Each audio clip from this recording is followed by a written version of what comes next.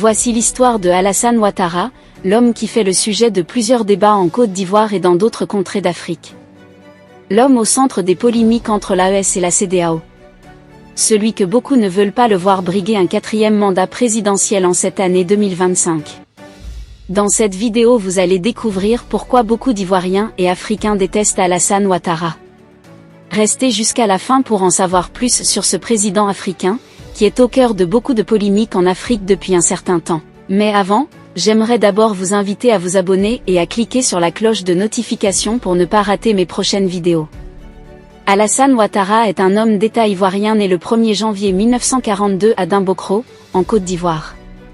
Il est issu d'une famille musulmane et a grandi dans un milieu modeste. Inscrit à l'Institut de technologie de Drexel puis à l'Université de Pennsylvanie grâce à l'obtention d'une bourse, il obtient en 1967 un master en économie. Entré en tant qu'économiste au Fonds monétaire international, FMI, l'année suivante, il poursuit ses études et obtient un doctorat d'État en sciences économiques en 1972. Un an plus tard, il intègre la Banque centrale des États de l'Afrique de l'Ouest, BCEAO, dont il est vice-gouverneur de 1983 à 1984. Il retourne ensuite au FMI pour y occuper les fonctions de directeur du département Afrique à partir de novembre 1984, après quoi il devient, en octobre 1988, gouverneur de la BCEAO. En 1994, il retourne au FMI en tant que directeur général adjoint. À partir du 18 avril 1990, en tant que président du comité interministériel de la coordination du programme de stabilisation et de relance économique, il tente de résoudre la crise financière provoquée par la chute des cours des matières premières et par le poids de la dette extérieure.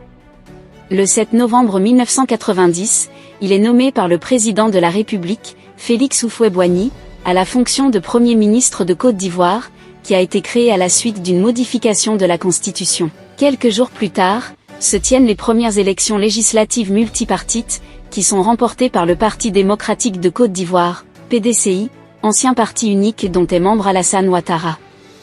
À la tête du gouvernement ivoirien, il mène une politique de rigueur budgétaire qui est durement ressentie par la population.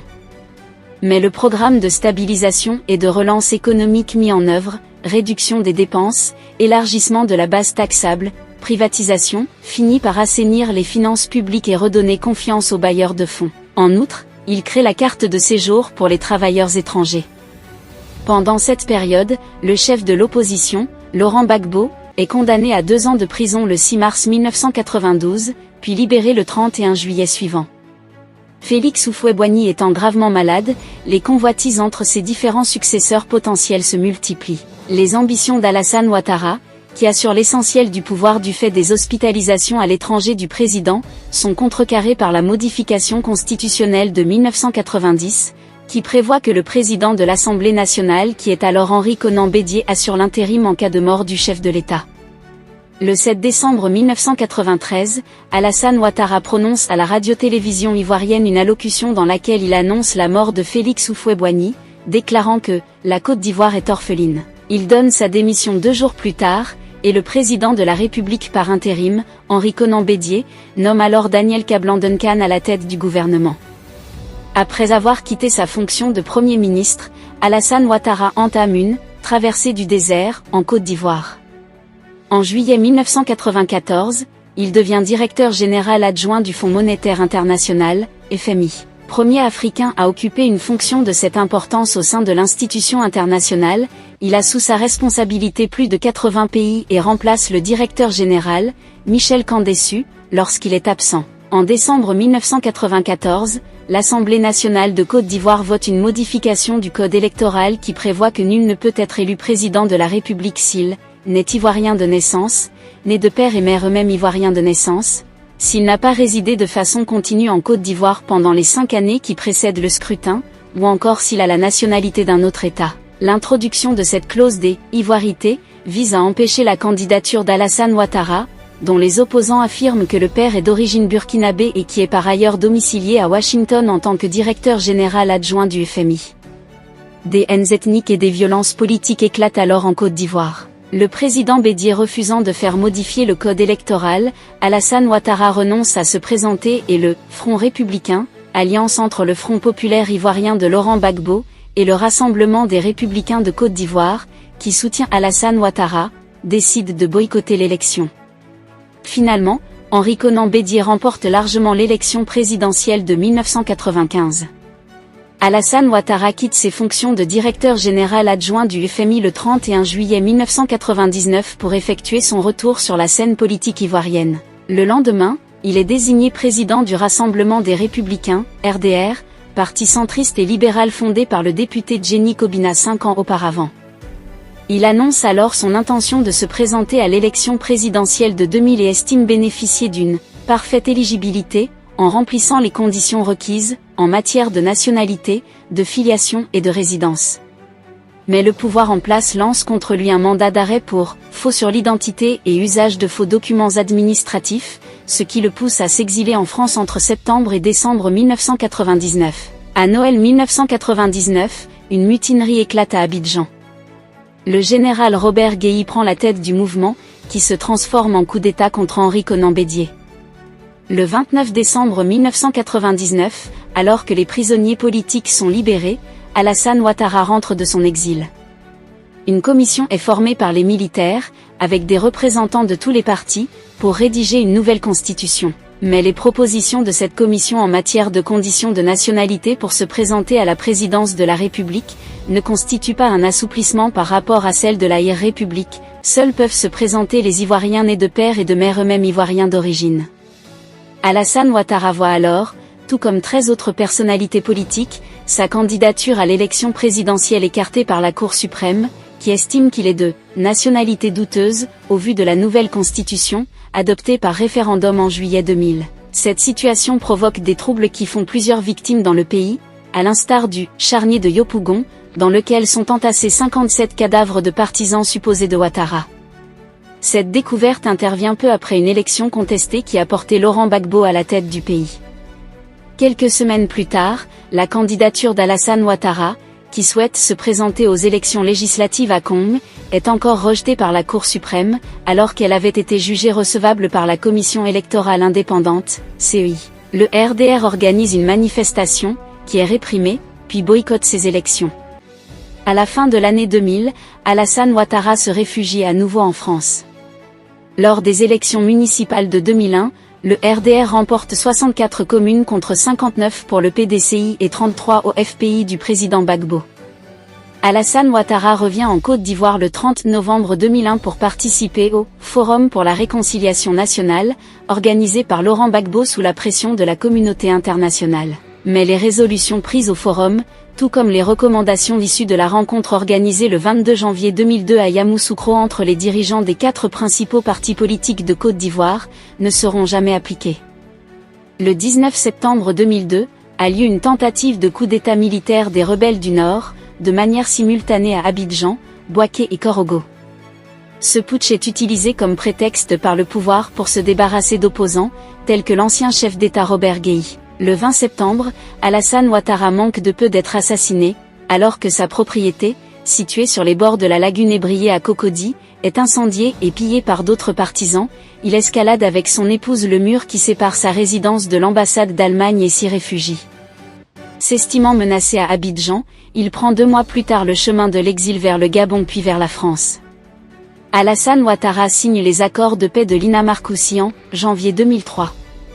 D'Accra 2 en mars 2003 puis 3, en juillet 2004, afin de mettre un terme à la crise politico-militaire. En avril 2005, une médiation menée par le président sud-africain, Thabo Mbeki, pousse Laurent Gbagbo à accepter la candidature d'Alassane Ouattara à l'élection présidentielle prévue en octobre suivant.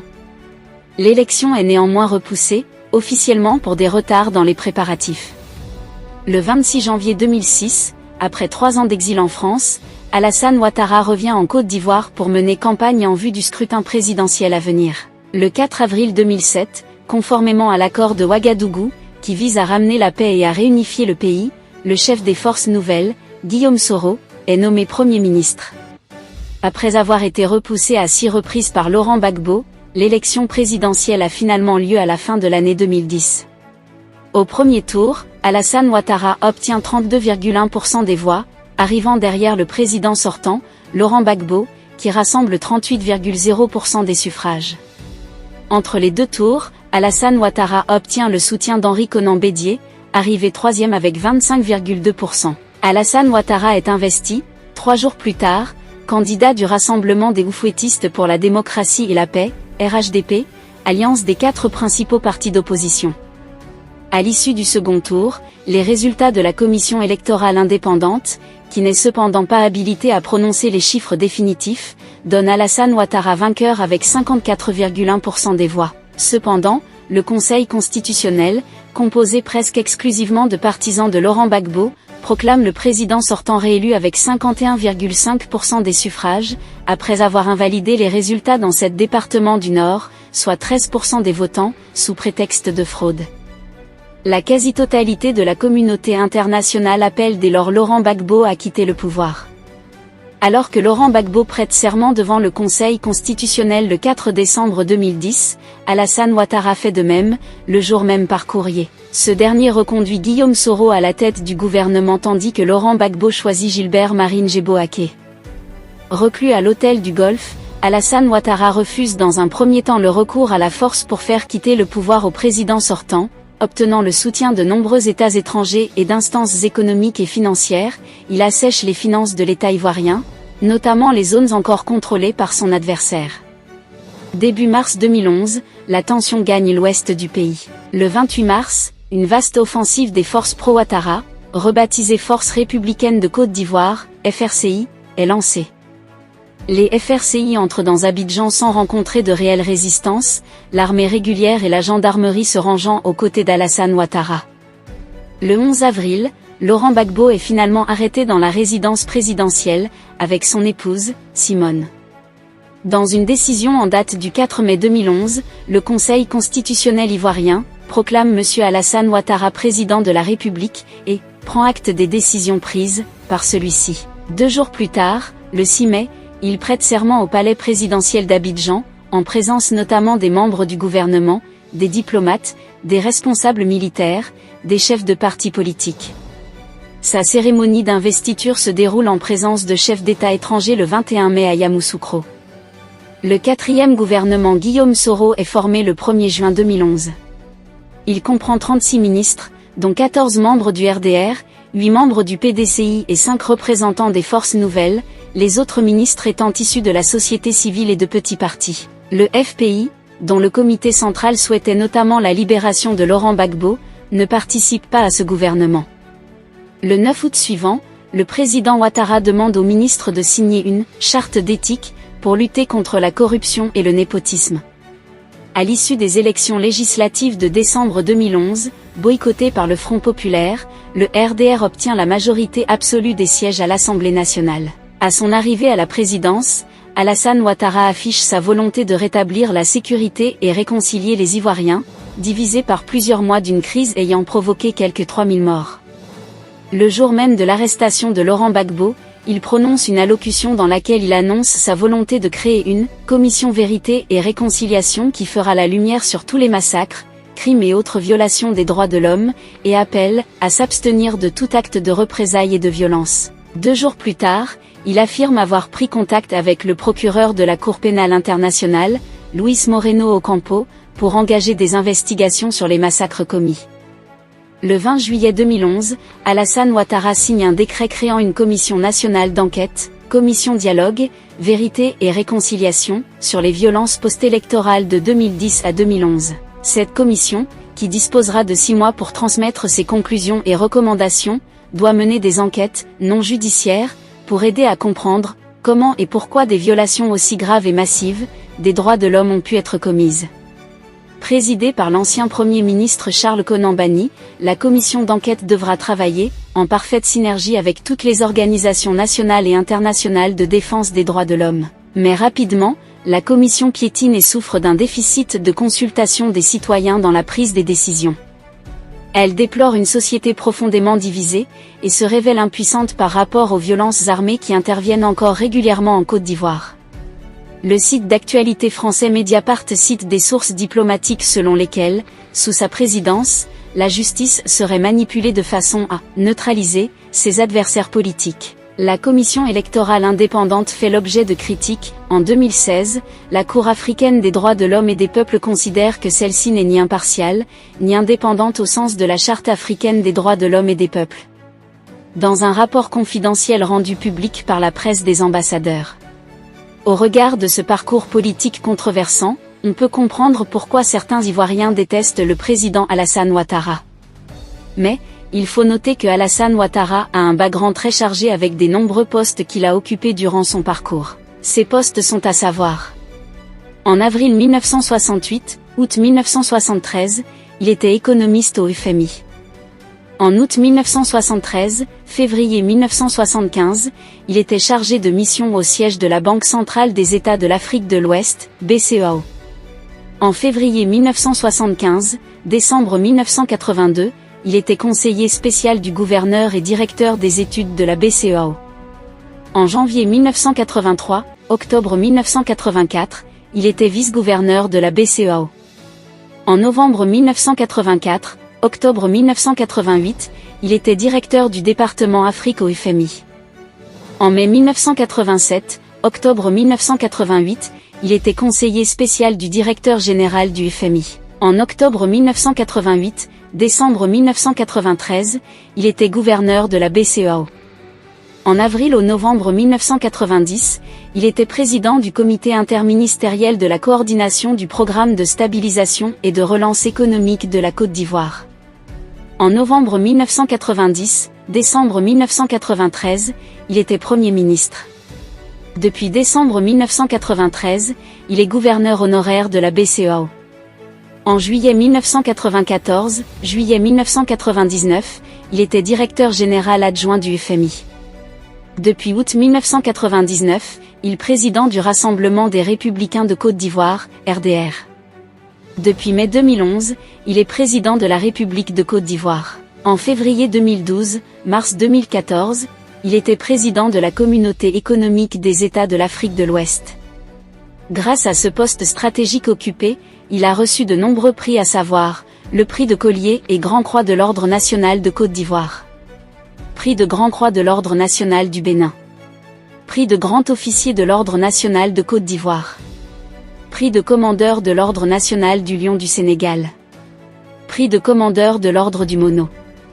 Prix de Commandeur de l'Ordre national du Niger. Prix de Docteur honoris causa de l'Université d'Abomey-Calavi. Prix de Docteur honoris causa de l'Académie nigériane de défense. Prix de Docteur honoris causa de l'Université des femmes Soukmioum, Corée du Sud. Malgré tout cela, Alassane Ouattara est détesté par plusieurs Ivoiriens et Africains, à cause de sa relation avec la France, le pays que beaucoup d'Africains soupçonnent d'être à l'origine des troubles qu'ils subissent. Il faut noter que la relation entre Alassane Ouattara et la France a été complexe. Tout d'abord, il a travaillé au FMI, une organisation internationale basée à Washington DC, mais qui a une étroite collaboration avec de nombreux pays, dont la France. En tant que président de la Côte d'Ivoire, Ouattara a maintenu des relations étroites avec la France, qui a soutenu son gouvernement pendant la crise politique de 2010 à 2011. Cependant, il y a eu des critiques selon lesquelles Ouattara était trop proche de la France et qu'il faisait preuve de néocolonialisme, raison pour laquelle il est très détesté par certains Africains.